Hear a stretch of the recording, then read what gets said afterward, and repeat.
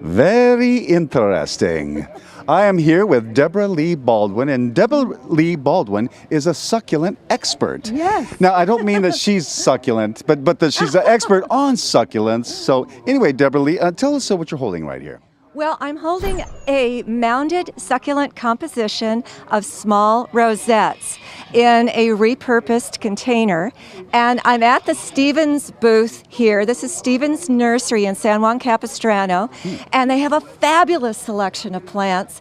In fact, this whole area is the mecca of all things succulent. And Erik was telling me that he lives in this area. Yes. He loves to garden. Is he ever lucky? Because there is nothing you can't grow here. The only bad thing about living here is the drought. And that's where succulents shine, because they, by definition, are plants that withstand periods of drought by storing water in fleshy leaves and stems. I love a plant that doesn't rely on me to water it all the time. Exactly. A real needy, attention-seeking plant. It's not my type of plant. These are plants that don't miss you when you're away. They'll go for several weeks. If you water them really well before you go on vacation, they'll look fine by the time you get back. Let's talk about some specifics here. Tell us a little bit about each of these plants and maybe a little bit and where they're from and stuff like that. What do we have here? Well, of course, I do cover that Oh, in my book. she's holding her in her hand. If you might want to show that to the camera. Let's see if you can zoom in on that. Hold that real steady for him to see. I had to lift it to get it out of the way. It's that Erik. heavy. No, that's it. Yeah, sure she did. We just happen to have the book on here, but this is the book that she's reading. It's called Yeah, this is Succulent Simplified. It's my third book about succulents, and my niche within the world of succulents and gardening is design. Where are you from, Deborah? I am from North San Diego County, Escondido. Oh, Escondido area. So I Fantastic. have a hot inland climate, and I have some frost in the wintertime. Yeah. Excellent. I had a girlfriend that used to have some frost in the wintertime too, but that was a whole different thing. Deborah, now while we're speaking about hair, what's your turn for the camera to see? She made this specially for us. Dawn, can you zoom in on that? Tell us about that while you're turning that way. Well, I have a succulent hair clip that has little succulent rosettes glued to a butterfly that just came from a thrift store.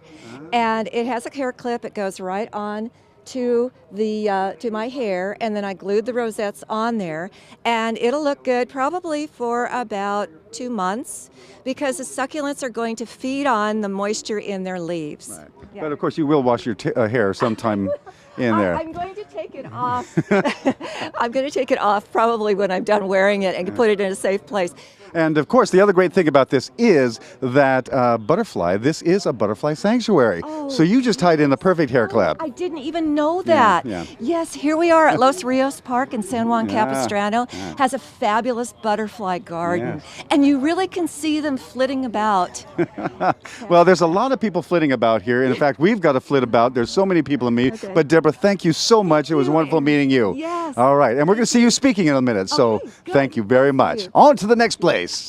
Well, we're here with another one of our Expo experts. You try saying that 3 times fast. I left it to you. It's your job. Billy Goodnick. And Billy Goodnick, you are a landscape architect, right? I am that from Santa Barbara, also author, and I travel around the country doing some talks. Yes, that's right. He's the author of this book. Can you get a good shot of that, Don? Get a good close-up here. Oh, there it is. Beautiful. Nice job, Billy. And the name of the book is, of course, we can see it, but tell us about it. I will give the whole name. It's Yards Turn Any Outdoor Space into the Garden of Your Dreams. Ah, excellent. Okay, and that's what makes you the expert that you are. I'm the world's authority on my opinion. Outstanding. All right. So you're taking us on a tour today. You're taking actually a lot of folks on a tour today here at Los Rios Street and Los Rios Park. We're standing in front of a couple of examples of plants that you'll be talking about, right? Right. We're going to be going into a different part of the garden, but this gives a good example. What I like to do is take the learners outdoors and actually use a garden instead of the PowerPoint presentations. So what we'll be talking about is how to purchase with purpose, how to really get the most out of the plants that you're bringing to your garden.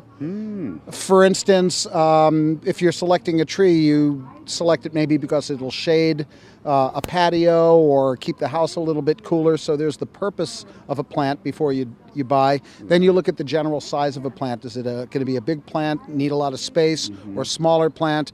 And then we get down to the third point, which is, does it want to grow where we put it? So we're standing here on this really sunny spot, this sage that I have here behind me, perfect plant for kind of a mid-level screening plant. The last thing we do is try to make it beautiful. So most people start with ooh, shiny, pretty plant, take it home, put it in the garden. So if you go through these other steps, it makes a lot more sense. You end up with a plant that's really beautiful and does something for you. And it's landscaping with a purpose. So whether it's a hedge to divide areas or whatever, it's landscaping with a purpose. Absolutely. I mean, it's okay to have a garden that's just pretty, but with the cost of plants and we have this beautiful climate where we can live outdoors, may as well use the plants as an extension of the house. Yeah, I love a jacaranda tree, gorgeous, but oh my God, what a mess, It's my favorite tree when it's on somebody else's property. That's right. All right. Well, speaking of some of the other favorite plants that you have out there. If I had to just pick one plant, it's a wonderful California native, and the name of the plant sounds like the heroine of a little girl's book. The plant is called Verbena lilacina de la Mina.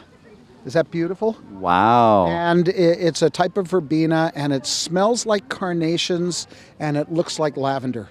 Can't beat it. Oh, Cedros Island verbena, I think is what it's called, from Baja. All right. Well, as you see, Billy's a lot of fun. He's taking people on a tour. Hope to heck that you're going to be here next year at this Eco Expo as an expert. It's already being discussed. My people are talking with their people. Right. So if you're watching this, you missed it, but you got to come back next year, take Billy's tour, and have a lot of fun here at the Eco Expo. All right. Thank you very much, Billy. Buy my book. And buy my book. Yeah.